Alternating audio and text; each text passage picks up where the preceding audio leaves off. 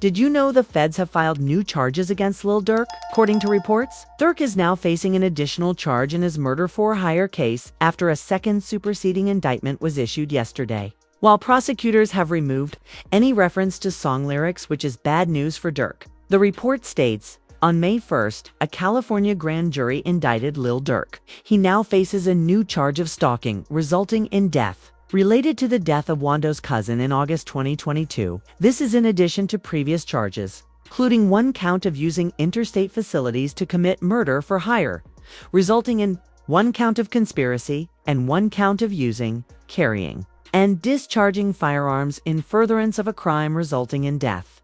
The new indictment removes any mention of Durk's lyrics, which undermines the defense his lawyers had prepared. Durk's lawyer has called the charges a joke, claiming the feds only had lyrics as evidence. The case is as follows.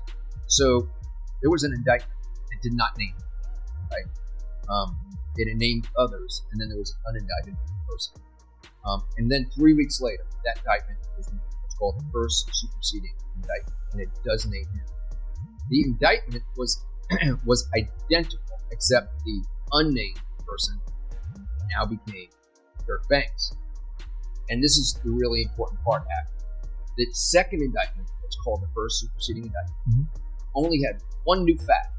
It had one new fact, and that was it alleged that there was a video by Durk that celebrated and monetized this. Knowing there was little evidence against Durk, Drew began asking around the rap industry about the songs the feds planned to use, quickly realizing that these tracks were old and shouldn't be held against him. We got the indictment, we noticed, and we started hearing from people in the music world. People are like, this doesn't really make sense. That song, those lyrics were done a long time before that. I mean, we were hearing it from all different directions. We were hearing it from studio people. We were hearing it from people that wear suits to work every day, executives. Yep. And so we were like, we got to get to work here. We got to figure this out. Because of all this, Durk's lawyer Drew stated they were ready to go the distance. But with the new charges, that now seems like a risky move. When academics asked if Durk would consider a plea deal, Drew firmly replied, absolutely not. They're going all the way. You know, likelihood of a plea. I think a lot of people have seen like this seems like it's a do or die. This is kind of like it's going to be like a 1 or 0 type of situation. You're either are or you're not. Is Durk, from your understanding, or you as a lawyer right now, as his criminal attorney, are you open to possible conversations about plea deals? Are you thinking, no, we're going all the way? Would you entertain it? Just entertain it? Because that's your job to listen to it and maybe present it to Durk, or that's just off the table? It's a conspiracy case. It's an all or nothing case. He did not participate in a conspiracy. So there is no alternative. A life sentence, potential life sentence. So this case is going to 12 people. This is the Fed's way of trying to keep Durk in jail, regardless of how strong his bail package appears in court. The documents state the government provided a copy of the new indictment to undersigned counsel today. In the second superseding, the government has removed the allegations about Mr. Banks's lyrics that were included in the first indictment. They've also taken out the claim about the bounty payment, but added a new charge of stalking resulting in death. In simpler terms, the feds are telling the judge to ignore the defense about the lyrics by dropping those charges, claiming they now have something stronger. They knew Durk's lawyers had two strategies for the May 8th bond hearing, one being that Durk was exercising his First Amendment rights. The First Amendment argument, right? That this violates the First Amendment. Can you talk about that? Right, for sure. I mean, I'm expressing myself. I can say the things that I want to say in a rap record or any kind of record. And you can go back and there's country records, and there are pop records, and there are R&B records that talk about all kinds of things. It's just that there's this notion that with hip hop, quote, glorifying that suddenly now we're going to use these things to prosecute them. But does that mean that the free speech, the First Amendment has gone away? No, absolutely not. He can absolutely rap about what he wants to rap about, and that doesn't mean just because your story is. The second part of their strategy is Durk's impressive release package. According to reports, a judge has agreed to hear Durk's new bond request on May 8th in LA. His team plans to present a proposed bail package that includes $1 million in cash, $900,000 in real estate, $150,000 from an associate, 24/7 armed security, and electronic monitoring to prove he's not a flight risk. The package looks so strong that some lawyers online have even compared it to the one that got Young Thug released from jail. Seen it happen quite a bit. I don't know that I'd say it's been persuasive. I think the biggest example we look at is Young Thug down in Atlanta. They took a lot of his lyrics, and even though technically speaking, ultimately they got a conviction, he actually walked out on time served. Most of the people that were prosecuted did end up being convicted, and I don't think anybody would call that prosecution a successful prosecution. And so, you've got freedom of speech issues. Does it mean that just because I'm saying something in a rap song, and it typically is a rap song, does that mean that I actually did something? And this is an extra interesting twist here, because Lil Durk's attorney is saying, well, this song was actually released months before. He also pointed out that the prosecutors likely don't understand rap culture, a common issue seen in many cases, just like with Young Thug. Yeah, and I'll go out on a limb and say that sometimes prosecutors don't necessarily understand hip-hop culture.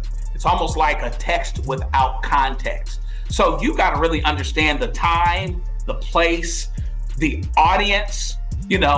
Sometimes they might speak in ways that seem direct to somebody that's outside of the culture, but doesn't necessarily, but can mean several things to someone inside the culture. So it would certainly be a flub, big time, right? But it wouldn't be the first time that such a thing has happened, where somebody looking through the window, particularly of hip hop culture, doesn't understand what's being said other than their desired use of it. But these new charges against Durk have completely shifted the situation, even as the prosecution dropped what many considered one of the biggest coincidence pieces of evidence.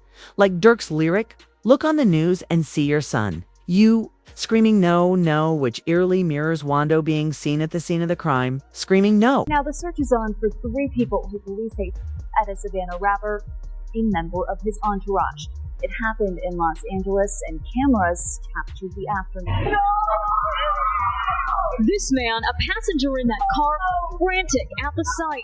It really makes you question just how much evidence they've gathered against Durk, and after digging deeper, it turns out it's a lot. One overlooked update states over 230 gigs of digital evidence, including audio, video recordings, and surveillance footage, and 20,000 pages of reports are currently being processed for discovery. A gang member named Jam provided the evidence. A court update reveals the feds believe Durk paid to have 2 people taken out. Mac, who allegedly got Durk's brother D-Thung, and second, Jam's baby mother, who died after Durk supposedly found out Jam was wearing a wire. The feds believe Jam is the key to connecting Durk to all 3 cases. It all reportedly traces back to an Instagram live where Durk appeared. To realize Jam was wired, Jam was seen holding the top of his jacket, whispering into it.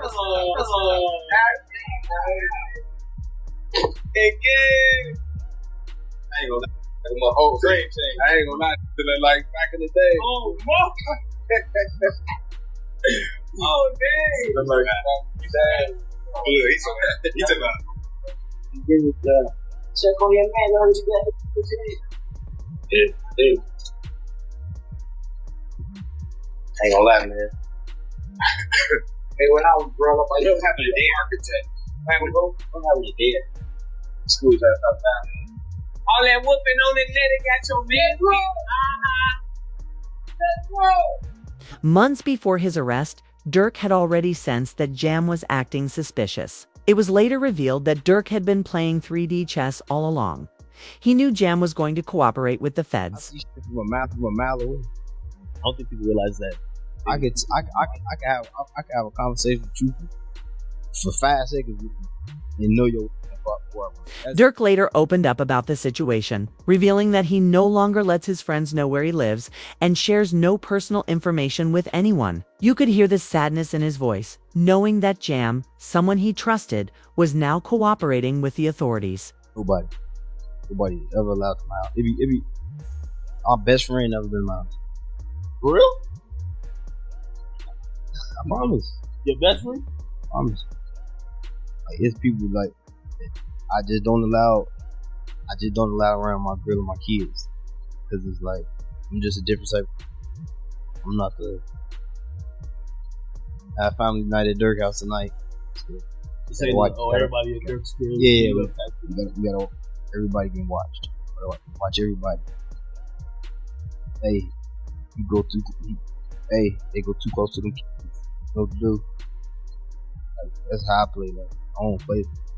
OTF Jam, the same man Durk had once gifted $50,000 to during an Instagram live, ended up being the one who snitched on the people in the background. What's the name? Steady crying, huh? Steady crying. Feed him. Look. In the middle of big mama.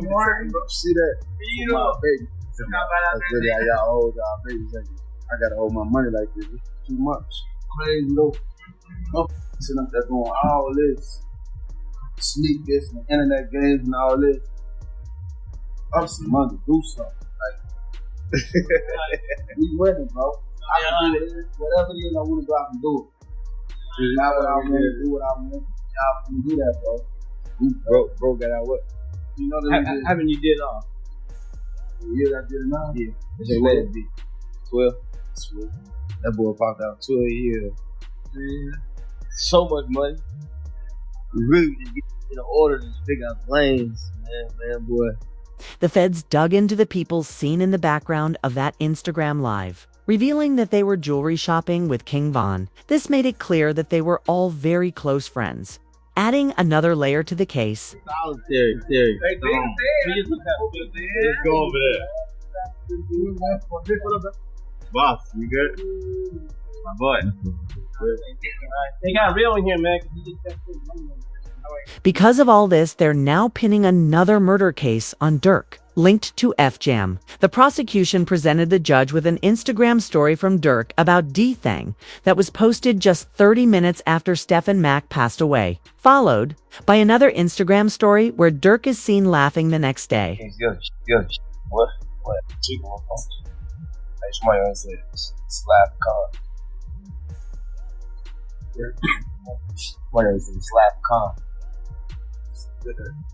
Just as Durk was about to be released from jail, news broke that his wife, India Royale, was allegedly caught cheating. A tweet claimed that Durk's baby mama was seen at a party with her hand on another man's leg, with footage later released by one of her friends. Screenshots of the incident further clarified what had happened, and India responded the following morning. Do we know you? Yeah, you a grown. Do y'all remember when me and used to like lay concrete, change tires, go to war? Now these niggas on the internet gossiping all day. Like, what's happening? As the news went viral online, 6ix9ine and DJ Academics both shared their thoughts on the situation.